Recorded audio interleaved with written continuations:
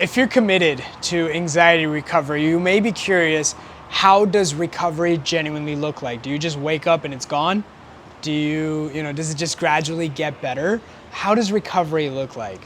What I want to talk about genuinely is my own personal recovery journey, how it genuinely looked like, the goods, the bads, the ups and downs, and more importantly, I'll tell you exactly what I tell my clients and my individuals that I'm personally guiding to recovery, how I set expectations with them on how recovery looks like, because I guarantee you, recovery is not the way you think it is. The whole recovery journey is a lot different, and it's a little bit more nuanced. So I really want to break it down in this video to help you kind of set expectations, but also really be set up for success for recovery. So pay attention.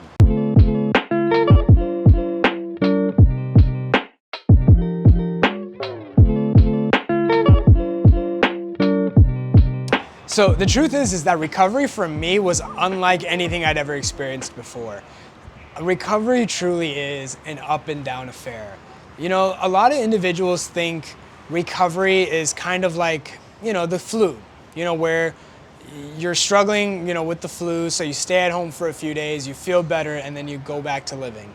That was honestly my expectations with recovery as well. But recovery is almost like the opposite. It's almost like you go back to living with these symptoms still there. And so it's kind of interesting because when I was focused on recovery, it almost felt like my anxiety was kind of like this invisible handicap. It felt like I was experiencing all these things and doing the most basic things seemed so difficult. And yet I just had to keep doing them. And so recovery truly was an up and down affair. There were multiple parts in my recovery journey where there were times where I thought I was making amazing progress. I was like, oh my God, look, this symptom's been gone, and I'm feeling this and I'm doing this. And then there would be times where I would just question and I would be like, am I making any progress at all? And I would question literally everything. And so this happened throughout the recovery journey. Now, I experienced almost every symptom, really, truly. I experienced panic attacks. I experienced really debilitating physical symptoms. I experienced intrusive thoughts, and I experienced feelings of unreality. Now, the truth is that the way I fell into this cycle was, I just fell into the cycle while I was at work.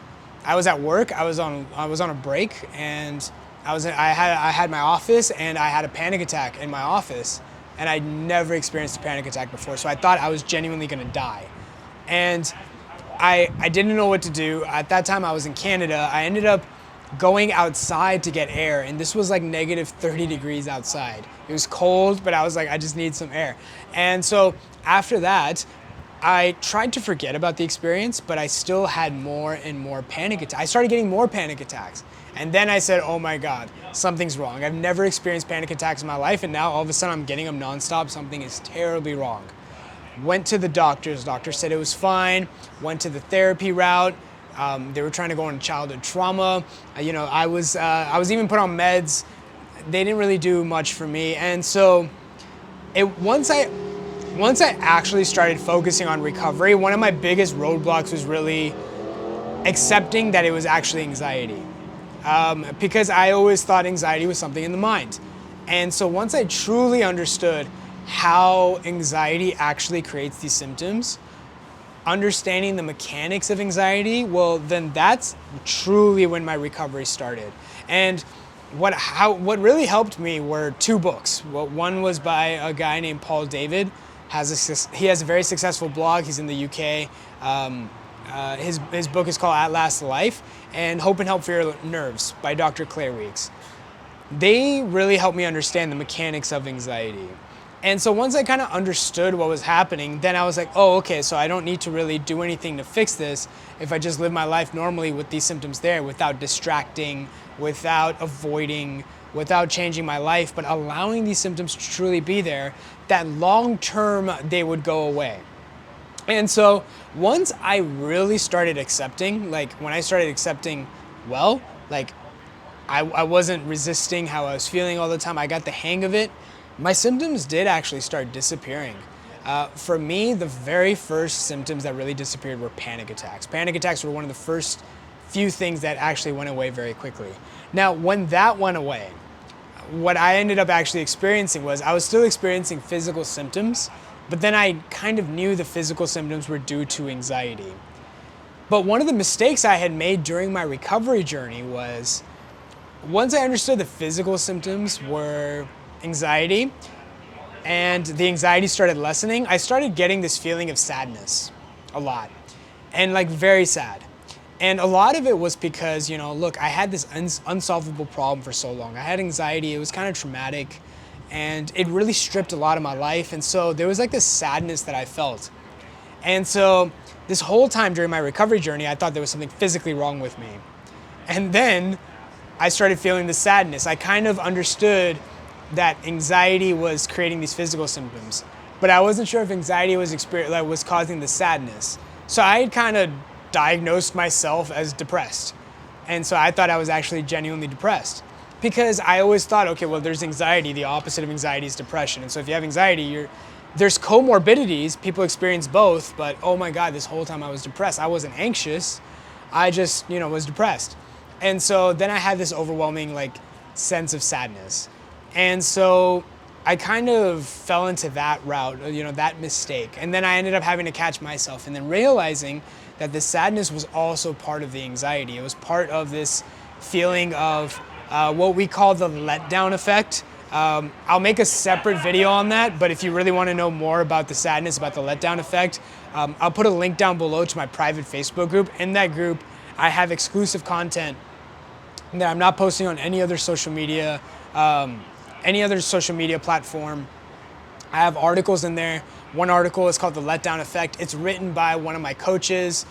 She helps me help people fully overcome. She struggled with it herself. Her name is Kaylee. You should definitely check out her success story. Actually, it's on the channel.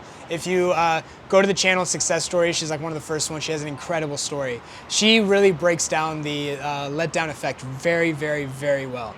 And so I definitely recommend you guys check that out. And so once I understood the physical symptoms were anxiety, once I understood the emotions were anxiety, well, then for me, the scariest parts were the intrusive thoughts. These intrusive thoughts really scared me.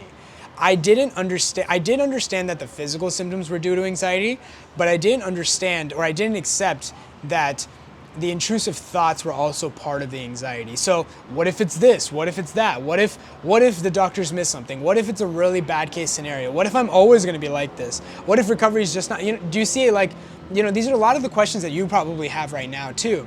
And what I never understood was that these what if thoughts were also a symptom of anxiety. Like you have heart palpitations, right? And this is assuming you've gotten everything ruled out by your doctors. And so you get these, heart palpitations like I did. Doctors ruled them out. They said it was fine. Okay, I could throw that under the anxiety umbrella. Well, I needed to throw these thoughts in the anxiety umbrella as well. So I wasn't doing that. I wasn't throwing these intrusive thoughts into the anxiety umbrella. And so I recognized when I kept falling into these what if thought patterns that caused me to Google search, go on forums, wait a minute. These thoughts are also a symptom of anxiety. I need to throw that under the anxiety umbrella as well. So when I threw that under the anxiety umbrella, the thoughts would burn themselves out. I didn't have to do anything and it ended up disappearing. And so what was happening was that I was making progress. By the way, I didn't even talk about feelings of unreality that I had. I had this deep feeling of derealization, depersonalization, where I felt disconnected. I also felt very unreal. To be honest with you, that symptom didn't scare me the most. For me, it was digestive issues. But I know for a lot of individuals struggling with anxiety, the feelings of unreality are the most scariest. They just never scared me the same way. I kind of understood that, okay, that's not really, there's nothing, there's no brain issue. I thought there was something physically wrong.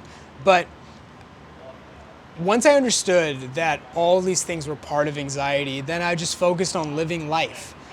And it was hard. It still was taking a lot of work, and I was doing this all on my own. I still wasn't, if I was confused, I would kind of read, I'd go back into the books and read stuff and try to piecemeal a little bit, but a lot of the recovery was kind of based on trial and error. But the good news about all of this is I still ended up doing more things right. I still ended up focusing on recovery. And one of the best things I did was I decided to focus on long-term freedom. I was more interested about me 2 months down the line, 3 months down the line, not experiencing these symptoms anymore. And so I was okay with feeling the physical symptoms right now, the intrusive thoughts, the feelings of unreality. And that was such a good thing because it really helped me fully overcome. And so really, when you're focused on this recovery journey, it is important to understand that, look, it is 3 steps forward, 2 steps back. It is part of recovery. Even the fastest recovery I've seen, there's still ups and downs with it. This isn't like a broken bone where you just put a cast and it just heals, and you take off the cast and you go back playing. You know, it's 3 steps forward, 2 steps back, 3 steps forward, 2 steps back. What was interesting is that my best days in recovery, well, a couple of months later, those same days would be considered the worst days for me. So it was pretty amazing because it was like the general trend was my good days would get better and my bad days wouldn't get as bad.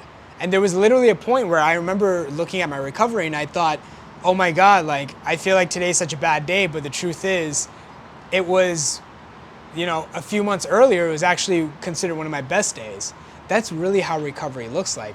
And that's how you should really be understanding that recovery is very different from, like, you know, getting sick and just getting better. Like, this is different. It's kind of, you go back to living normally with these symptoms there. The last thing I'm gonna say is when you start living life normally, you will notice that you feel the joy isn't there. Your confidence isn't there. Basic things that you used to do, you really used to enjoy. And now it feels like a chore. It feels like it's something you don't want to do. What I will say is that the joy actually does come. It comes after. The truth is, confidence, when it comes to confidence in yourself and confidence in recovery, doesn't happen from going into a situation feeling confident. Confidence comes from going into a situation and no matter what happens, you will figure it out. That's where confidence is born. Confidence is born where you're going into these anxious situations, responding correctly, recognizing there's nothing to run away from.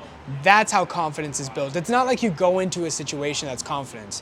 I didn't come up this, like over here outside in this view, thinking I'm not gonna get a panic attack. The idea is that even if I get a panic attack, who cares? I know how to respond.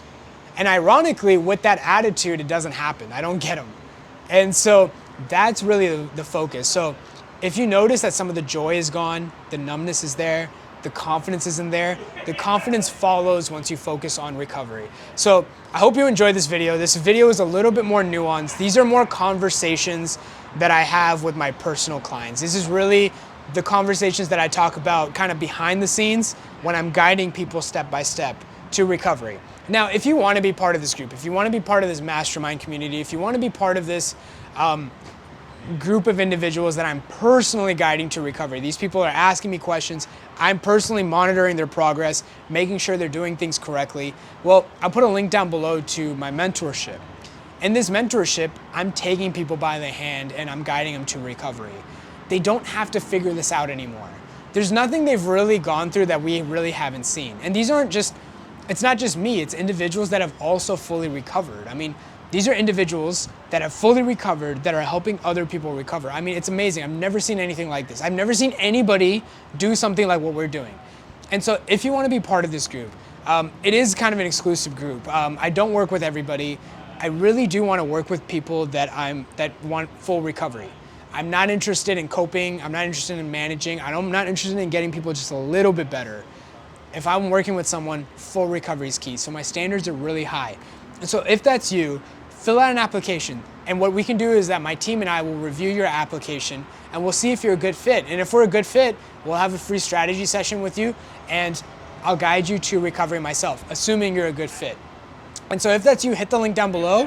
When you hit the link down below, there'll be a short video. The video will explain to you a little bit more about how the mentorship works, what to expect, how to know if you're a good fit or if you're not. And that's it. And then you fill out the application, schedule a time, and we'll contact you and we'll see if you're a good fit. But no matter what, recognize recovery, it's an up and down affair. But recovery is still absolutely possible. Even me, somebody who didn't have the mentorship, the guidance, and yeah, I made a lot of mistakes, and yeah, my anxiety recovery was slow. I was still able to recover. So will you. So will you. And so hit the link down below and check it out. I hope this video helped. I'll see you in the next one.